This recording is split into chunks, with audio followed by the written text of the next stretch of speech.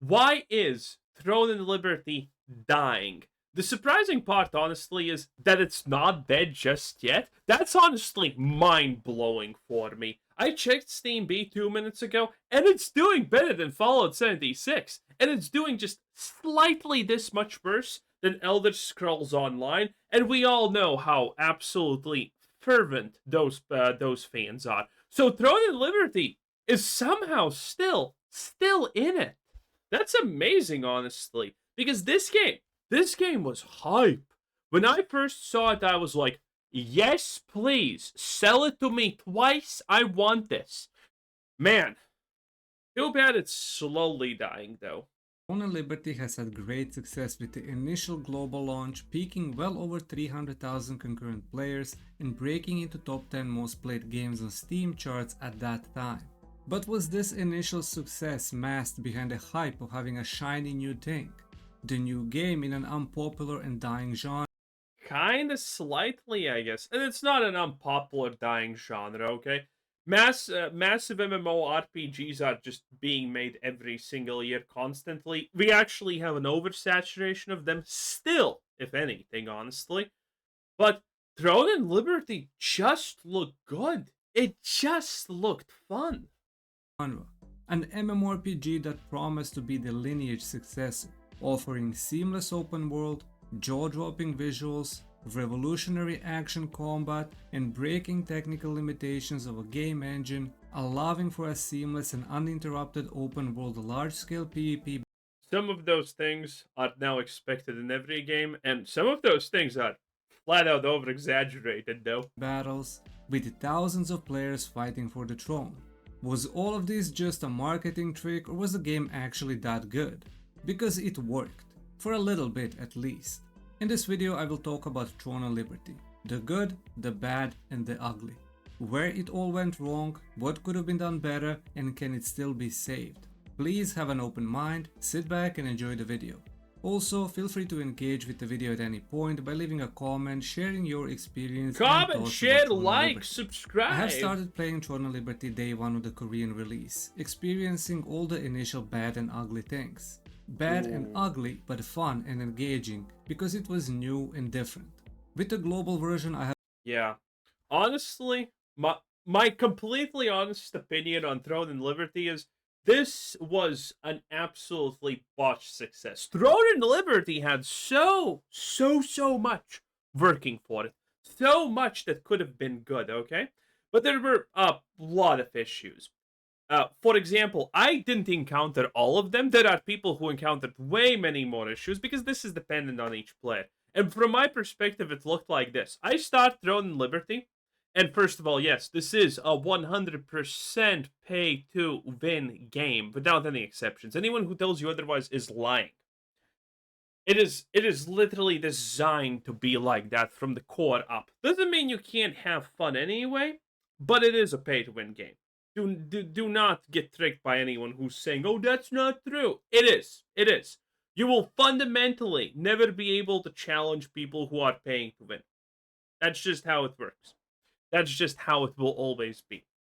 But other than that, the game was pretty fun. The game was interesting. The weapon system, I was a huge fan of that. It felt good. It felt fresh. There were multiple progression ways that you can tailor your skills to do something different, a little bit play differently. All of that, I'm a big fan of all of it. Okay, I love that, and I still think that the game does that actually still pretty well.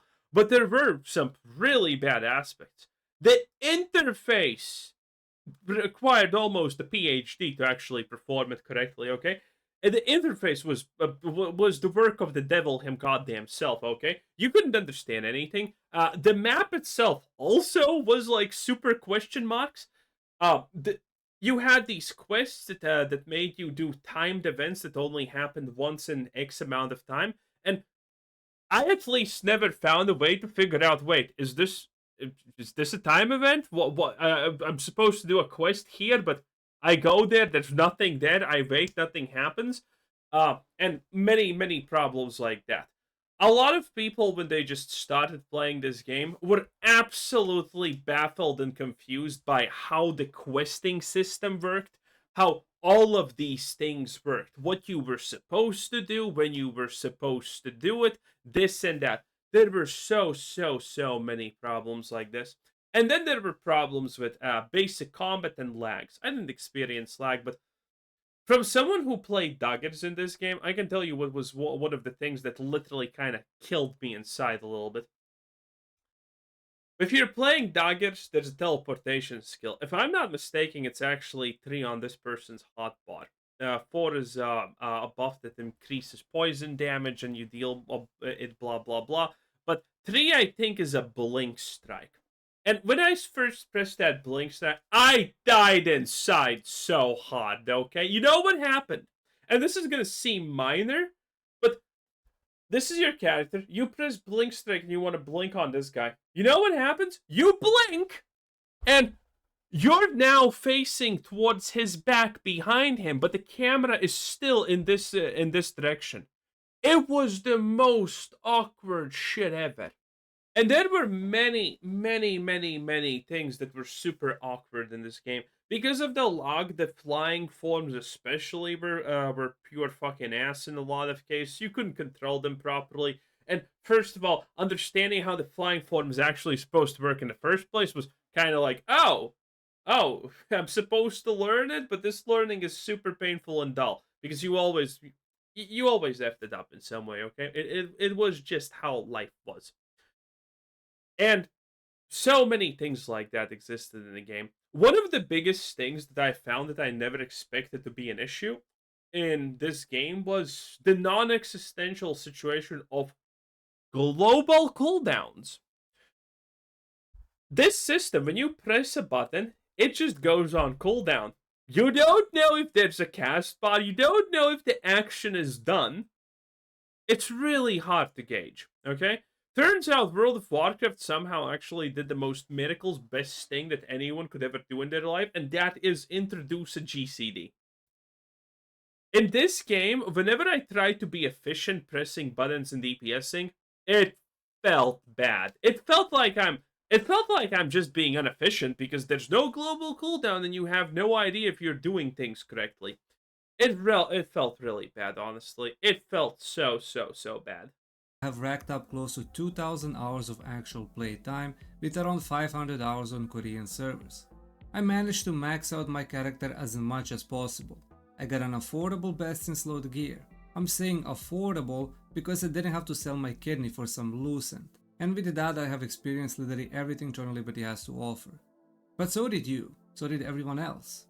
You all experienced the easy but boring and repetitive PvE content, the endless grind for progression. You all got zerged by an alliance during arc bosses, you all got rolled over during castle sieges, you all crashed, lagged out, played with negative FPS while your PC was smoking from all the heat, trying to produce the next frame in a PvP slideshow. You all got cheated on, exploited on, and scripted on, and that's okay. We have all been there at least once. But in grinding and playing... Also, this game literally sold me the idea that PvP should not even exist in a lot of these multiplayer games. We're entering the point where if you want a PvP, go play Fortnite, go play Counter-Strike, go play Over Goddamn Watch, or Marvel Snap better, okay? Not Marvel Snap, but Marvel Rivals, Alliances, whatever it's called, I forgot. Yeah, if you want a PvP, go do that. PvP is not something that's supposed to be in an MMO. There, I said it. It's true. Most people do not enjoy PvP anymore. And now, in a game where PvP is half of the focus, if not the biggest half, because of how castle sieges work, and the fact that this game is pay to win, that's... I'm surprised the game is not fully dead at this point. I'm not gonna lie. I'm super surprised it's just not fully dead. Playing a lot lies the big problem. And that problem is that the more you play, the more you start noticing all the issues, whether they are small and simple or major and game breaking. When you start playing a new game for the first time, it's all smoke and mirrors. You are clueless and you're having fun. But after a few hundred hours, you actually start reading some of the skill descriptions and tooltips, because you want to get better, of course. And then you realize that what is written doesn't... Ah, no, this was it. This was a Shadow Strike. So, it's such a painfully bad skill. Oh, no. Also, any skill You can see it here, right? Knife throw. Dude, they should just have an option where you can just one tap button and then it shoots in front of you and it's fine. In this game, these skills like knife throw and I forgot what the other one is called, but there is another. Oh no, this is just the Assassin 3, so there's nothing. But every skill that requires you to cast and then click where you want to cast it just feels so off, also. But again, everything else, combat wise, felt really good. If they fixed just these issues, if they just added a cast bar, honestly, if I could just see a cast bar, this would have improved combat so much for me. It would be insane. Doesn't make any sense. Either the description is completely wrong, the numbers are wrong, or the skill behaves completely different than what is written. And this starts frustrating you. But now imagine you actually find something major and game breaking, something that is exploitable. Do you keep it for yourself and abuse it? Do you privately report the exploit to Amazon, or do you share it with your friends and guildmates? Tough choices, right? But what if I tell you that there were game-breaking bugs and exploits Bro, what is this? Clicking? that individuals and guilds abused for months? The bugs and exploits that were also reported to Ah, that's a good one, because I was using Dagger stuff mainly. Amazon developers and they never got fixed. Not until more and more players started using it and videos started popping up exposing the exploits and explaining how to replicate it. I used to make these videos, but I stopped because what's the point? There's still so many things broken and bugged that you simply can't keep track of it. That's why my current favorite Throne of Liberty content creator is Paulie, who makes these exploits and bug exposing videos while also clowning AGS and their sheer incompetence in a very funny way. It's just I mean, clowning AGS is the rite of passage for a gamer nowadays, okay? mind-boggling how many things are still broken and how many things break after each patch. It makes you wonder how this spaghetti code is even keeping the game functional. I'm still convinced that AGS has no actual developers and it's ChatGPT coding and fixing bugs. So please check out Paulie's videos for a new batch of freshly baked bugs and exploits that you should, at your own risk, definitely abuse. The worst thing that can happen is you get banned, which will free you from this bug-infested MMORPG. But it won't happen, because remember, if Amazon doesn't care, why should you? PvE content is very easy and with time becomes very boring. The whole PvE gameplay loop is very repetitive. You log in, do your 10 daily contracts, then run 2 3-star dungeons and 1 2-star dungeon, burn tokens while waiting for the boss or dynamic event, which Also, by the way, this is the first game in my life that I played, and queuing up for a dungeon made no sense, and I needed the guide to figure out what the fuck I'm actually doing, okay? How the system works, okay? Like, whoever designed the UI in Throne and Liberty seriously has to be Satan goddamn himself. It's one of the most poorly designed UIs in the history of mankind, okay? Damn.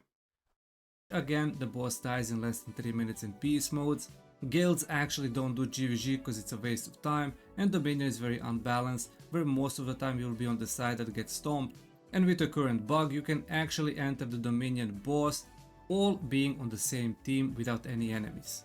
Dynamic events are pretty much the same.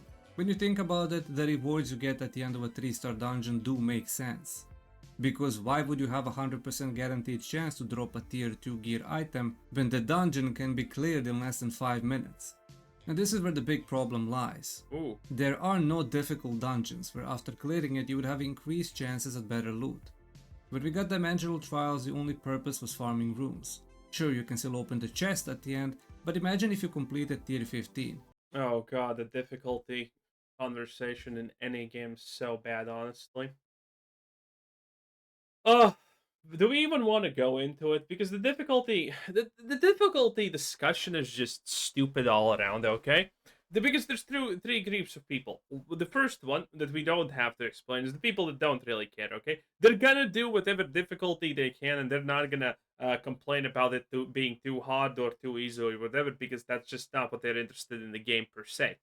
Then there's going to be the people who want everything to be easy because they want to do everything. And then there's going to be the people who want everything to be hard. But the problem with those people well, it's the same as with the ones that want everything to be easy, is when you make it too easy, everyone complains because it's too easy. When you make it too hard, everyone complains it's too hard. And get okay, listen, there is absolutely no world, no world at all. Let me just draw it out for you, okay? There is absolutely just no world that exists. Okay, let me share the screen. Uh, this it? Okay, let me explain. So we have a line. Okay, it's pretty straight, but not super straight. Right? It's and nothing super straight. Okay, this is the difficulty line. At the start, it's very simple. This is easy, ease, and this is hard. Okay, and it's a pretty simple, straightforward line that's supposed to go like this. And then there's a bunch of people who want things to be easy, and they want things to be easy about right here. Then there's the people in the middle that don't really care too much, but they're fine, okay? And then there's the people who want things to be hard right here.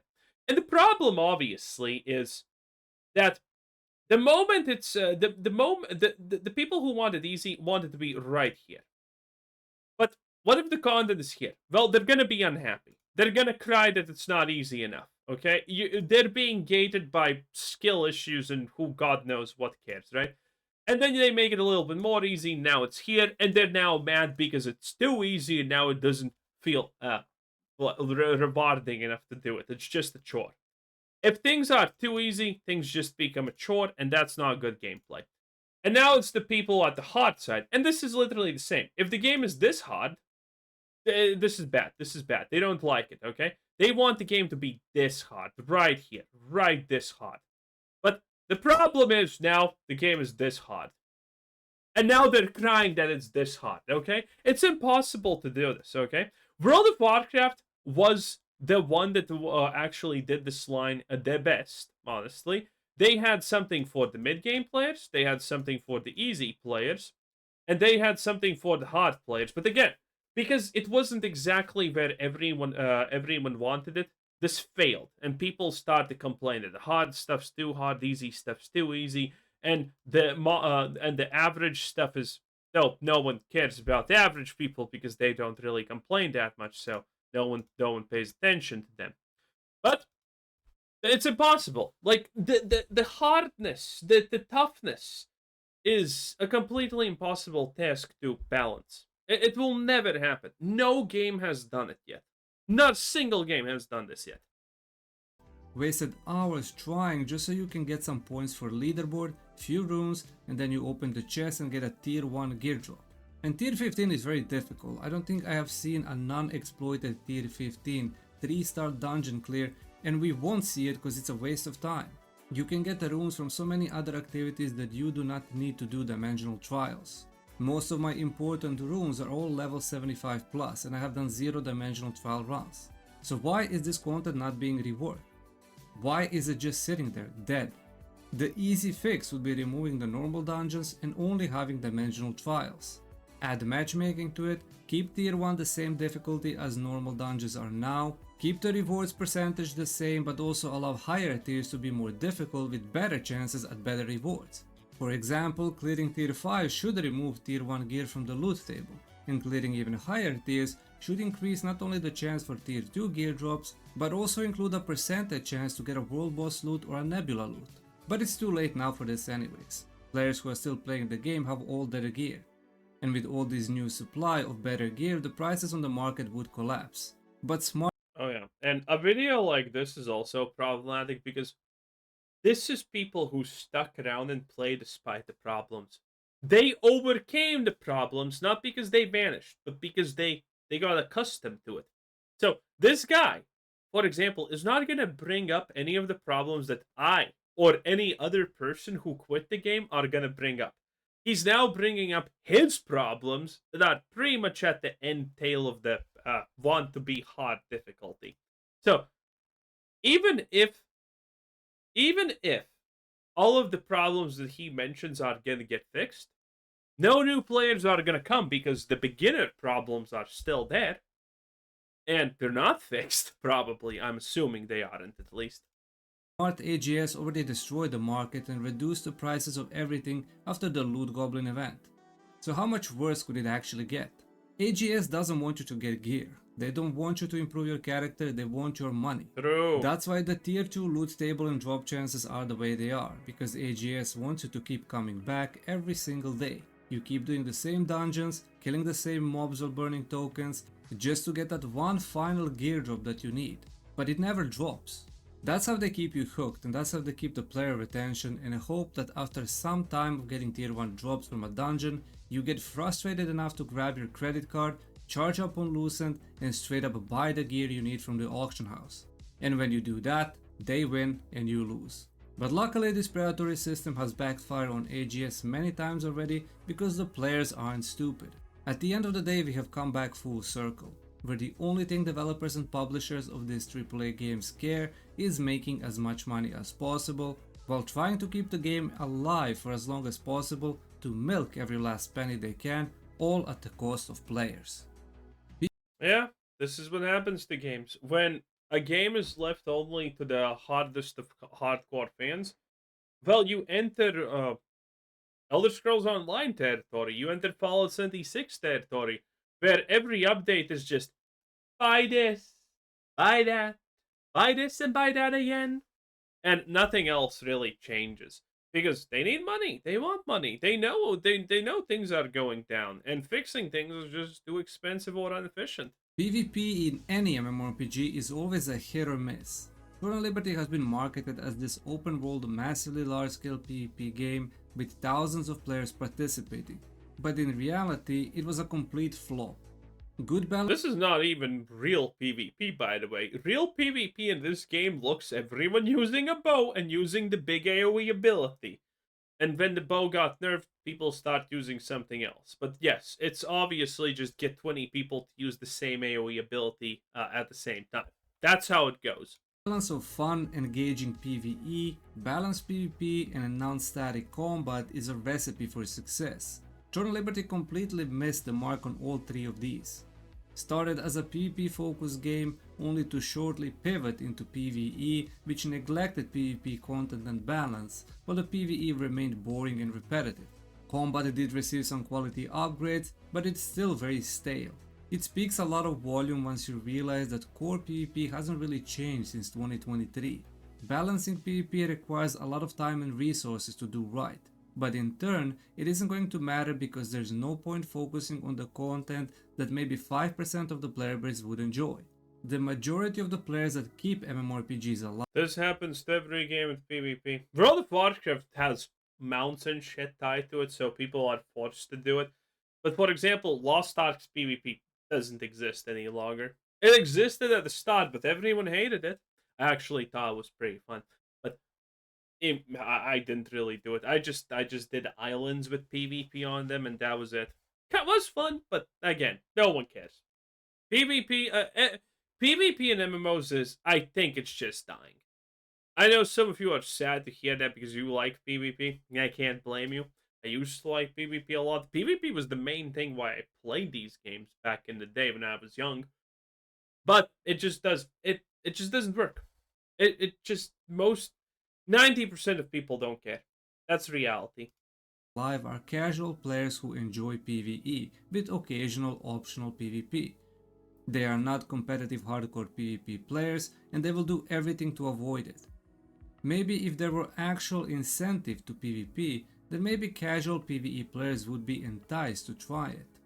Right now PvP is completely neglected. Hell, what am I saying? The whole game is neglected. When was the last time we got a proper class balance patch? I think when they nerfed the spear still back in tier 1. The current 2-2-2 meta is boring, one-dimensional. Is spear a new weapon? I don't think spears existed when I started playing because I love spears. I would be dagger plus spears, not dagger plus staff. Requires no skill.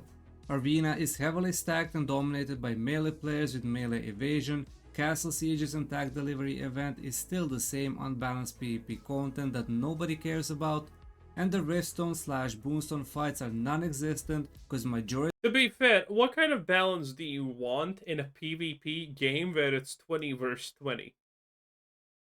What kind of balance do you exactly want there? of the PvP guilds disbanded, so there's nobody to fight against.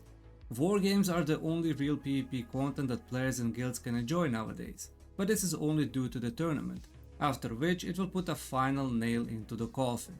I do believe that the majority of PvP players will stop playing after the tournament, unless something gets announced. They even ruined the standard world bosses with the introduction of 3 portals, which again was heavily influenced by casual PvP players. But AGS still isn't reverting these changes, and the reason is simple. They do not care, nor did they ever care about PvP content and PvP players. Nice. There are so many things that they can do to make PvP balanced and fun for both PvE and PvP players. War games, for example, could have matchmaking, and after finishing you get a PvP token that you can exchange at merchants for materials and gear. 6v6 and 12v12 battlegrounds have been announced in Korea in June 2024, but that's nowhere near being released. Alliance zerging is still a huge problem in all types of open world PvP content, sieges, tax delivery, nebula, arc bosses, you name it. Speaking of Nebula, while PvP is open there, nobody really even tries to fight another group of 6 players, because even if they do, it ends up being a 10-minute back and forth where nobody is dying, so both groups agree to PvE farm in peace. And all of this bullshit stems from tanks and healers being too tanky and Well, yeah, but what are you gonna do? Okay, listen. This sounds like a reasonable complaint, but I've been there. I've seen it. I've done it. I know what's the solution to this, and the solution is literally the same side of the goddamn same coin. And the solution is obviously increase the damage, nerf the survivability. And you know what happens the moment you do that? People start complaining about getting one-shotted. Again, PvP is unbalanceable at any point in the game. No, there doesn't exist a single MMORPG that does PvP right. It doesn't exist. None of them do. All of them are broken in some way. And if you don't think they are broken, then you're not the top tier player of the PvP in your whatever game. Because any top tier PvP player in a game like this will say, oh yeah, I can win against this class, I can win against this class, but I can literally never win against this. It's mathematically impossible, unless someone really screws up. PvP will never be balanced. killable. But you can't really fix it either, not without breaking the game completely and making other classes weaker. All in all, the PvP will remain as it is, mainly as AGS can see the number of PvP players compared to the PvE players. So there really is no reason to try and waste time balancing classes for PvP, adding new forms of PvP. Also, it does sound like people are just not interested in doing PvP at all. PvP content and improving the current ones. But since they do care about making money, and most money comes from hardcore PvP players, it doesn't make sense to completely neglect your biggest money makers. Another big problem is a complete and utter lack of communication, transparency and accountability from AGS. How long did it take for them to address the Dimensional Trial exploits? How long did it take to address the cheating? How long did it take to fix bugs? There are Bro, you're talking with a company that allowed people to upload JPEGs in public chat by accident. I'm talking about New World, obviously, okay? many ways they could have dealt with the game-breaking issues, like disabling the buggy weapon, exploitable mastery or dungeon until it's patched. Remember when there were issues with an auction house and a cash shop? It was immediately disabled and hotfixed within a few hours through emergency maintenance. Oh. This tells you everything where the priorities lie. Thousands of players exploit trials for runes, that's okay, we just give them a 3-day ban and delete them from leaderboards. Cash shop not working, emergency 12-hour maintenance, all hands on deck.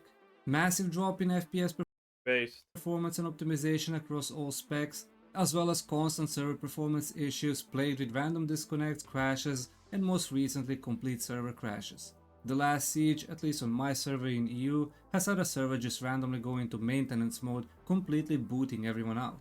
After 5 minutes there was a login queue. Like what? Login queue for 500 people who still play the game on my server? On top of that, the siege was cancelled after the servers went up, Nobody was declared the winner, nobody got Lucent payout, and 45 minutes of our lives were completely wasted. This isn't the first time it happened in recent times, but it just goes to show how bad Amazon servers actually are. This also shows a bad mentality, to be completely honest. He has a point, obviously. He's right. This should never happen. It is unacceptable. But this also does show a bad mentality in the sense that, oh, the thing I did was not rewarding itself. Only the carrot at the end of the stick is actually what matters. And if that's your mentality, you're never really going to have fun in any game. If the reward is the only thing that matters at the end of the day, but the process isn't, the game's not going to be fun for you. The game's not going to be fun for everyone if that's your mentality. It is what it is. Arc bosses, both Cordy and the Lulu, are just unplayable, where the main issue is that the players just don't render on your screen. Even with the highest character count option, you end up running into a blob of red enemies without even realizing anyone is there, because on your screen nobody is there. Understanding Amazon MO, with their sheer lack of transparency and accountability, they never even apologize, and compensation will always be Ornate coins that everyone can shove up their ass. In this part, I was going to talk about what can be done for Throne of Liberty to regain its popularity, bring back returning players and attract new players. But after finishing writing this script, I came to the conclusion That's impossible? that AGS as a game studio doesn't deserve any more success from Throne of Liberty. They don't deserve our money, even though they are trying their absolute best to milk as much money as they can. Just look at the transmog system. Why couldn't have that been a free system where everyone can create their unique looking cosmetics? Hello there. No, it had to cost Lucent. I can also see them finally going completely rogue and releasing the Blessing of Solisium, the monthly subscription based premium that can only be purchased with real money, not Lucent. With their incompetence, they have managed to completely destroy 3 very promising MMORPGs, on top of their own flops that they have developed and had to shut down due to how bad it actually was. New World? Oh, Lost Ark! Well, they're gonna bring changes to Lost Ark, so maybe that's gonna have a resurgence. Anyway, that was Freshy. 10 out of 10. Bye!